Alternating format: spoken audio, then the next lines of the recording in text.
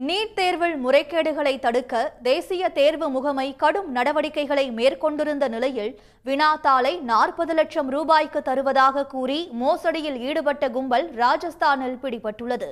மருத்துவ இடம் வாங்கி தருவதாக கூறி மாணவர்களிடம் பணம் வாங்கிய 4 பேரை ஒடிசா போலீஸ் கைது செய்துள்ளது.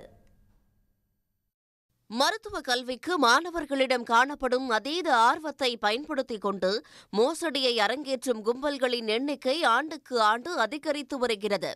கடந்த ஆண்டு நீட் தேர்வு வினாத்தாள் கசிவு, ஆள்மாறாட்டம் உள்ளிட்ட முறைகேடுகள் அரங்கேறிய நிலையில் இந்த ஆண்டு அவற்றை தடுக்க தேசிய தேர்வு முகமை நடவடிக்கை எடுத்திருந்தது. ஆனால் அதையும் மீறி ராஜஸ்தானில் நீட் தேர்வுக்கான வினாத்தாளை 40 லட்சம் ரூபாய்க்கு தருவதாக கூறி ஒரு மாணவரின் பெற்றோரிடம் மோசடி கும்பல் பேரம் பேசியுள்ளனர். இதுகுறித்த புகாரின் பேரில் மோசடியில் ஈடுபட்ட பல்வான், முகேஷ் மீனா, ஹர்தாஸ் ஆகியோரை ராஜஸ்தான் காவல்துறை கைது செய்துள்ளது. இதேபோல நீட் தேர்வில் ஆள்மாறாட்டம் செய்து பல்வேறு மருத்துவக் கல்லூரிகளில் இடம் வாங்கி தர மாணவர்களிடம் தலா 20 லட்சம் ரூபாய் வாங்கிய 4 பேரை ஒடிசா காவல்துறையினர் கைது செய்துள்ளனர்.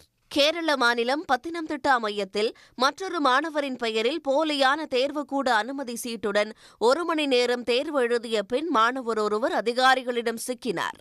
அனுமதிச் சீட்டில் இருந்த பெயர் கொண்ட மாணவர் திருவனந்தபுரத்தில் தேர்வு எழுதிக் கொண்டிருந்ததும் கண்டறியப்பட்டது. முறைகேட்டில் ஈடுபட்டவரிடம் காவல்துறையினர் விசாரித்தபோது பயிற்சி மையமே போலி அனுமதிச் சீட்டை தந்ததாக கூறியுள்ளார். இந்த முறைகேடு குறித்து தீவிர விசாரணை நடைபெற்று வருகிறது.